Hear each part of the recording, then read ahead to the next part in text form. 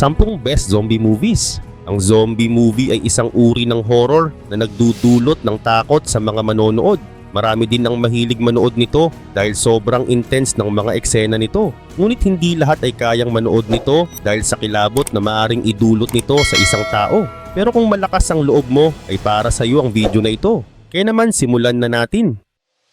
Number 1, 28 Days Later, 2002. Ang 28 Days Later ay isang pelikulang nagtanong, paano kung biglang magwakas ang mundo tulad ng alam natin? Sa direksyon ni Danny Boyle at sinulat ni Alex Garland, ito'y inilabas noong 2002 at nagdala ng kakaibang pananaw sa mga zombie movies. Hindi lang ito tungkol sa takot kundi pati na rin sa kaligtasan at kung paano nagbabago ang mga tao sa gitna ng krisis.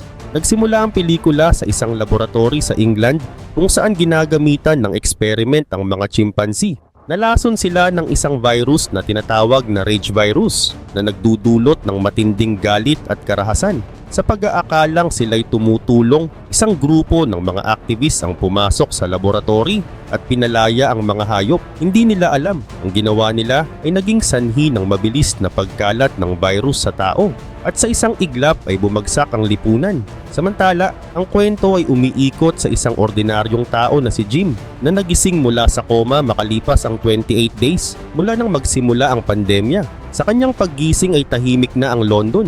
Walang ingay ng sasakyan, walang tao kundi puro katahimikan. Sa kanyang paglalakbay ay nakita niya ang bakas ng pagkasira ng mundo at unti-unting naunawaan ang nangyari. Habang naglalakad si Jim ay nakilala niya si Selina na isang matapang at praktikal na babae na alam kung paano mabuhay sa gitna ng kaguluhan. Sa kanila namang biyahe ay nakilala nila ang mag-ama na sina Frank at Hannah.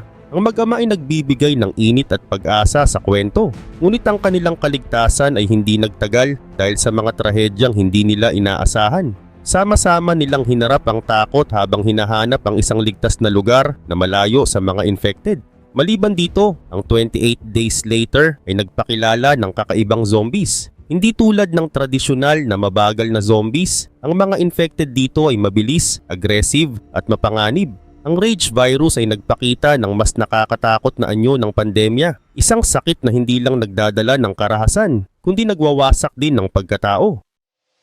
Number 2, Night of the Living Dead, 1968. Noong 1968 ay isang kakaibang pelikula ang nagbigay ng bagong muka sa takot. Ang Night of the Living Dead ni George A. Romero ay hindi lamang tungkol sa mga zombie, kundi isang salamin din ng mga issue sa lipunan.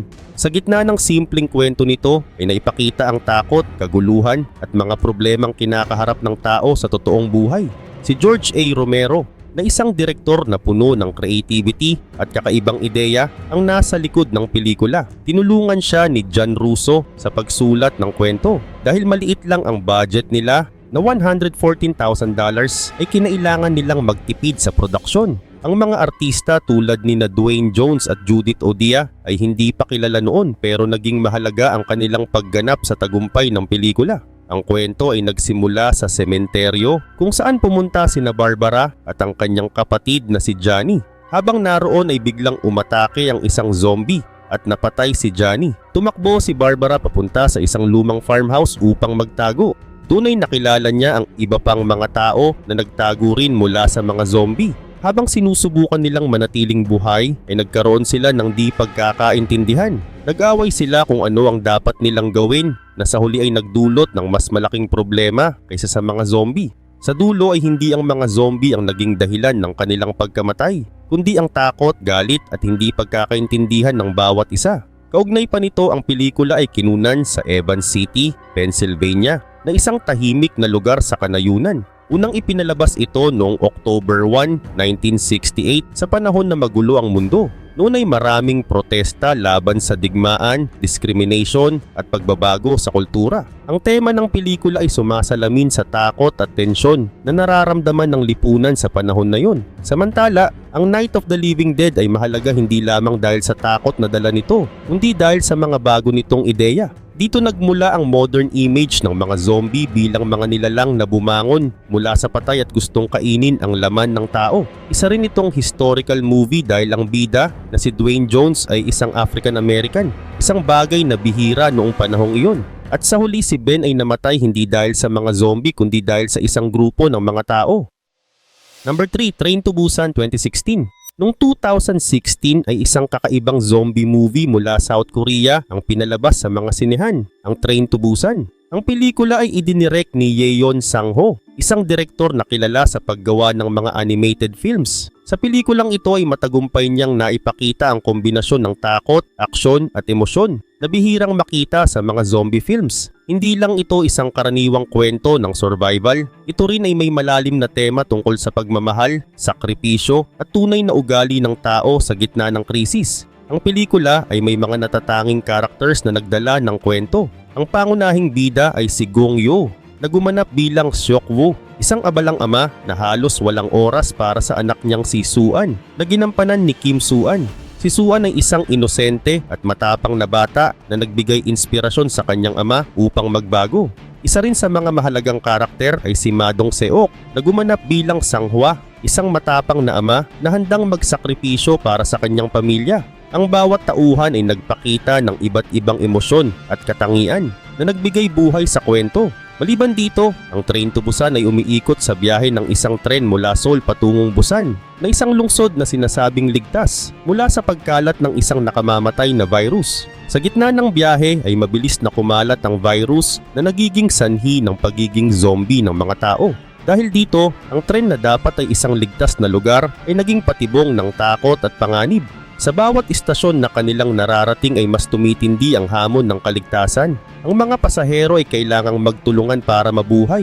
Ngunit lumabas din ang tunay na ugali ng iba. May mga naging makasarili habang ang iba naman ay nagpakita ng malasakit. Dagdag pa rito, ang pelikula ay naganap sa iba't ibang lugar sa South Korea. Ngunit karamihan sa mga eksena ay nangyari sa loob ng tren. Ang tren na simbolo ng tagumpay at koneksyon ay naging simbolo ng takot at kawalang katiyakan. Ang kwento ay nagbigay ng kakaibang tensyon dahil sa limitadong espasyo ng tren at sa hindi matatawarang bilis ng pagkalat ng virus. Number 4, Seoul Station 2016.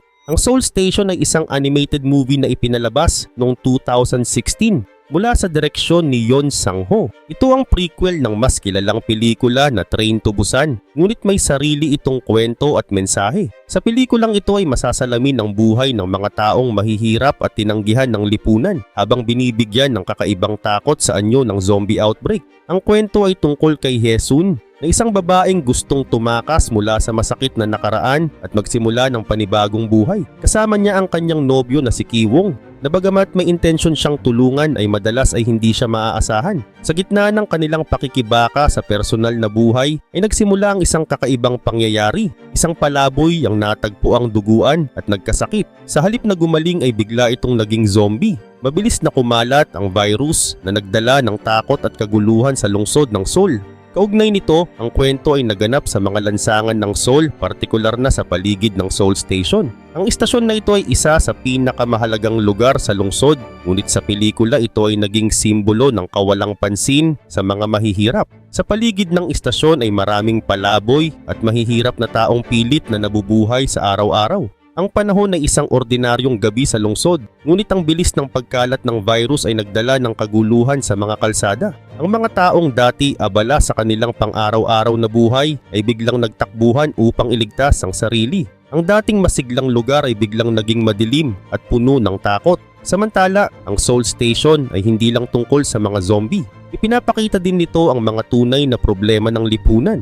Ang unang biktima ng virus ay isang palaboy, isang taong itinakwil ng lipunan. Sa ganitong paraan ay sinasalamin ng pelikula kung paano madalas napapabayaan ang mga mahihirap lalo na sa panahon ng krisis. Dagdag pa rito, isa pang mahalagang aspeto ng pelikula ay ang relasyon ni Hae-sun at Ki-wong. Sa desperasyon ni Ki-wong na kumita ay sinubukan niyang gamitin ang nakaraan ni Hae-sun bilang isang sex worker. Pinapakita nito ang hirap ng buhay at kung paano minsan napipilitan ang mga tao na gumawa ng mali. Number 5, Dawn of the Dead 1978. Noong 1978 ay inilabas ang Dawn of the Dead na isang horror film na idinirect ni George A. Romero. Ang pelikulang ito ay naging isa sa pinakamahusay na zombie movies sa kasaysayan dahil sa natatangi nitong paraan ng pagsasalaysay. Hindi lang ito nakakatakot, punong-puno rin ito ng mahahalagang aral tungkol sa ugali ng tao at mga problema sa lipunan. Si George A. Romero, na kilala bilang ama ng modern zombie, ang may likha ng pelikulang ito. Tumulong din si Dario Argento, na isang Italian filmmaker, upang maipalabas ito sa ibang bansa. Ang mga pangunahing tauhan ay ginampanan nina David Emge bilang Steven, na isang helicopter pilot, Ken Foree bilang Peter, na isang SWAT officer, Scott H. Reiniger bilang Roger, isa pang SWAT officer, at Galen Ross bilang Francine, isang TV worker. Ang kwento ay umiikot sa 4 na tao na tumakas mula sa isang mundo na puno ng zombies. Gamit ang helicopter ay nakarating sila sa isang abandonadong shopping mall. Sa una ay naging ligtas ang mall para sa kanila. May pagkain, damit at iba't ibang gamit na nagbigay sa kanila ng pakiramdam na parang normal pa rin ang kanilang buhay. Ngunit habang tumatagal ay unti-unting lumala ang sitwasyon. Patuloy na dumarami ang mga zombies sa paligid, nagkakaroon ng tensyon sa kanilang grupo at dumating pa ang ibang tao na gustong maagaw ang kanilang lugar. Ang mall na akala nila ay kanlungan ay naging isang bitag na hindi nila matakasan. Samantala, ang pelikula ay kinunan sa Monroeville Mall sa Pennsylvania mula October 1977 hanggang January 1978. Ang mall na ito ay naging isang mahalagang bahagi ng kwento at naging tanyag dahil sa pelikula. Kadalasan ay ginagawa ang shooting sa gabi kapag sarado na ang mall. Dahil dito ay nadagdagan ang kakaibang takot na nararamdaman ng manonood. Sa kabilang banda, ang Dawn of the Dead ay hindi lamang isang horror movie. Ginamit ni Romero ang mga zombies para ipakita ang mga problema sa lipunan. Halimbawa, ang mga zombies ay naging simbolo ng mga tao na patuloy na humahabol sa material na bagay. Number 6. World War Z, 2013. Ang pelikulang World War Z na ipinalabas noong 2013 ay isa sa pinakasikat at pinakamatagumpay na zombie films. Hindi lamang ito kwento ng takot at aksyon, kundi isa rin itong kwento ng tapang, sakripisyo at pagkakaisa. Ang pelikula ay inspired sa aklat ni Max Brooks at mas nag-focus sa mabilis na kwento at emotional journey ng bida upang mailigtas ang kanyang pamilya at ang sangkatauhan.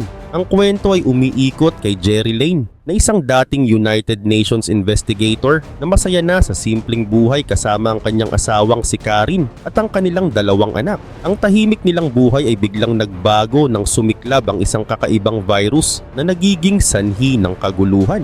Ang virus ay nagiging sanhi ng mabilis na pag-zombify ng mga tao sa loob lamang ng 12 seconds matapos makagat. Mabilis kumalat ang takot at kawalan ng kontrol. Ngunit matapos mailigtas ang kanyang pamilya papunta sa isang military ship, ay napilitang sumama si Jerry sa isang misyon upang matukoy ang pinagmulan ng virus at maghanap ng solusyon para matigil ito. Alam niyang ang kanyang misyon ay mahalaga hindi lang para sa kanyang pamilya kundi para sa buong mundo. Ang kanyang paglalakbay ay nagdala sa kanya sa iba't ibang panig ng mundo at bawat isa'y may mahahalagang detalye na tumutulong upang maunawaan ang pandemic. Samantala, ang unang destination ni Jerry ay ang South Korea. Sa isang military base ay nalaman niya ang mga unang detalye tungkol sa virus at ang bilis ng pagkalat nito. Ang lugar ay tahimik ngunit puno ng tensyon at dito nagsimulang maramdaman ang bigat ng kanyang misyon. Sunod niyang pinuntahan ng Jerusalem kung saan nagpatayo ng mataas na pader ang Israel bilang proteksyon laban sa mga zombies. Sa unay ligtas ang lugar, ngunit napasok din ito ng mga zombies sa pamamagitan ng kanilang kakaibang pagtutulungan. Isa rin ito sa pinakamatitinding eksena ng pelikula at nagpapakita kung gaano kamapanganib ang mga zombies. Gayun din naman habang nasa biyahe pauwi mula Jerusalem ay nagkaroon ng outbreak sa eroplano. Napilitan si Jerry na gumawa ng mahirap na desisyon para pigilan ang pagkalat ng virus. Ang eroplano ay bumagsak ngunit nakaligtas si Jerry at dumiretso sa World Health Organization facility sa Wales. Dito niya natuklasan ang idea na gumamit ng isang pathogen upang gawing invisible ang tao sa mga zombies. Number 7. Zombieland, 2009. Ang Zombieland noong 2009 ay isang pelikula tungkol sa 4 na tao na nagkakilala sa gitna ng isang zombie apocalypse. Ang kwento ay puno ng aksyon, katatawanan at kakaibang mga eksena na nagpapakita kung paano makaligtas sa isang mundo na halos nilamon na ng mga zombie. Ang pelikula ay idinirect ni Ruben Fleischer at isinulat naman ni Rhett Reese at Paul Wernick. Samantala, ang story ay naganap sa Amerika kung saan isang kakaibang sakit ang nagpalaganap ng mga zombie. Halos lahat ng tao ay namatay o naging zombie at ang natitira ay kailangang maging matalino at mabilis para mabuhay. Sa mga sirang gusali at walang katao-taong kalsada ay makikita ang kalungkutan ng mundo, pero sa pelikula ay may halong saya at aliw ang kanilang pakikipagsapalaran. Gayun din ay may 4 na bida sa kwento. Si Columbus ay isang mahiyaing binata na nabubuhay gamit ang kanyang mga rules tulad ng cardio para tumakbo ng mabilis mula sa mga zombie at double tap para siguraduhing patay ang kalaban. Kasama niya si Tallahassee na isang cowboy na matapang, mahilig sa Twinkies at nag-i-enjoy sa pagpatay ng zombie. Habang naglalakbay sila ay nakilala nila ang magkapatid na sina Wichita at Little Rock. Ang magkapatid ay sanay manloko ng tao para sa kanilang kaligtasan. Ang 4 ay nagdesisyong magtulungan at pumunta sa Pacific Playland na isang amusement park na akala nila'y ligtas sa mga zombie. Habang nasa biyahe ay marami silang nakakatawa at nakaka-excite na karanasan. Isa sa pinakatumatak na eksena ay ang paglitaw ni Bill Murray na nagkunwaring zombie para hindi kainin ng iba. Ang eksenang ito ay nagdala ng masayang twist sa gitna ng seryosong tema ng pelikula. Dagdag pa rito, ang Zombieland ay naiiba rin sa ibang zombie movies dahil hindi ito puro takot. Bagkus, pinakita nito na kahit sa gitna ng isang malaking problema, ay pwede pa rin tayong tumawa at maghanap ng kasiyahan. Pinapakita rin ng pelikula ang halaga ng tiwala at pagkakaibigan. Ang 4 na karakter na dating strangers ay natutong magtulungan at naging parang pamilya habang magkasama silang naglalakbay. Number 8. 28 Weeks Later, 2007. Ang 28 Weeks Later ay isa sa pinaka-exciting na zombie movies. Sumunod ito sa kwento ng 28 Days Later at mas malawak ang saklaw ng istorya. Pinakita nito ang buhay pagkatapos ng pandemic ng rage virus na isang sakit na nagdudulot ng matinding galit at karahasan sa mga nahawa. Samantala, ang kwento ay umiikot sa pamilya ni Don at Alice kasama ang kanilang mga anak na sina Tammy at Andy. Si Scarlett ay isang doktor na pilit inililigtas ang mga tao at si Doyle naman ay isang sundalo na tumulong sa mga sibilyan. Ang gobyerno at mga NATO forces ang nagtatangkang kontrolin ang sitwasyon sa quarantine zone. Ngunit matapos ang 28 weeks mula nang unang kumalat ang rage virus ay idineklara ng gobyerno na ligtas na ulit ang London. Dinala ang mga refugee, kabilang ang pamilya ni Tammy at Andy, pabalik sa quarantine zone upang magsimula ng bagong buhay. Ngunit natuklasan nila na buhay pa si Alice, ang ina ng mga bata na immune sa virus ngunit maaring magkalat nito. Nang muling kumalat ang virus ay bumagsak ang quarantine zone, nagdulot ng kaguluhan at nagbunga ng napakalaking trahedya. Kaugnay pa nito, ang kwento ay naganap sa muling binuksang quarantine zone ng London. Ang lungsod ay puno ng abandonadong gusali, tahimik na lansangan at madilim na subway. Sa kabila ng proteksyon ng militar ay mabilis na kumalat ang virus, dahilan para maging mapanganib ang buong lugar. Sa katunayan, ang pelikula ay nagpapakita ng mga pagkakamali ng tao sa gitna ng krisis. Ang desisyon ni Don na iwanan ang kanyang asawa noong una ay nagdulot ng malaking epekto sa kanilang pamilya. Samantala, ang gobyerno na nagmadali upang maibalik sa normal ay hindi naging maingat sa pagtukoy ng mga natitirang banta. Ang virus ay kumalat muli dahil sa mga maling desisyon na ito. Number 9. The Girl with All the Gifts, 2016. Noong 2016 ay ipinalabas ang The Girl with All the Gifts na isang kakaibang zombie movie na nagbigay ng bagong anyo sa genre. Hindi tulad ng ibang zombie movies na puno ng habulan at karahasan, ang pelikulang ito ay nagbigay diin sa mas malalim na kwento. Idinirect ito ni Colum McCarthy at batay sa aklat ni M.R. Carey, at ang pelikula ay isang kombinasyon ng horror, drama at science fiction na nagtatanong, ano ang tunay na kahulugan ng pagiging tao? Samantala, ang kwento ay umiikot sa batang si Melanie na isang hybrid na kalahating tao at kalahating zombie. Sa mundo ng pelikula ay isang fungal infection ang kumalat at nagbago sa karamihan ng tao at ginawang mga nilalang na tinatawag na hungries. Ngunit may mga kakaibang bata tulad ni Melanie na isinilang mula sa mga nahawaan. Sila ay may kakayahang mag-isip, mag-aral at makaramdam ng emosyon, ngunit nananatili ang kanilang uhaw sa laman ng tao. Sa gitna ng kaguluhan ay naging mahalaga si Melanie sa paghahanap ng lunas para sa sakit. Si Melanie ay naninirahan sa isang military base kung saan siya at ang iba pang hybrid na bata ay pinag-aaralan. Ang kanyang guro na si Helen Justino ay nakikita siya bilang isang normal na bata na may damdamin at karapatan. Subalit para kay Dr. Caroline Caldwell na isang scientist, si Melanie ay isang experiment na maaaring magbigay ng sagot sa pandemic. Sa kabilang banda, si Sergeant Eddie Parks, ang pinuno ng base security, ay nakatuon sa kaligtasan ng mga tao. Gayun din naman nagsimula ang kwento sa loob ng base, ngunit nang atakihin ito ng mga Hungries at ng ibang grupo ng mga rebelde ay napilitan sina Melanie, Helen, Dr. Caldwell at Sergeant Parks na magtungo sa labas. Habang naglalakbay sila ay hinarap nila ang mga panganib sa kanilang paligid mula sa mga Hungries hanggang sa mga rebelde. Unti-unti nilang natuklasan na si Melanie ang susi sa posibleng lunas. Ngunit ito rin ay nangangahulugan ng pagtatapos ng sangkatauhan sa dati nitong anyo. Sa huli ay kailangang pumili si Melanie. Ang buhay ba ng mga tao o ang future ng bagong henerasyon ng mga hybrid? Sa katunayan, ang kwento ay naganap sa United Kingdom, sa isang post-apocalyptic na mundo na iniwan na ng tao at muling inangkin ng kalikasan. Ang mga nawasak na gusali na natatakpan ng mga halaman ay nagbigay ng malungkot ngunit maganda at misteryosong tanawin. Ang mga lugar na ito ay nagbigay ng kakaibang atmosphere na akma sa madilim na tema ng pelikula. Number 10, Maggie, 2015. Ang Maggie ay isang pelikula na ipinalabas noong 2015 na kakaiba sa mga karaniwang zombie movies. Ang pelikula ay tungkol sa pagmamahal ng isang ama at anak sa gitna ng isang pandemic. Samantala si Wade Vogel na ginampanan ni Arnold Schwarzenegger ay isang mapagmahal na ama na handang gawin ang lahat para protektahan ang kanyang anak. Ang anak niyang si Maggie ay isang teenager na nahawaan ng isang virus na unti-unting ginagawang zombie ang tao.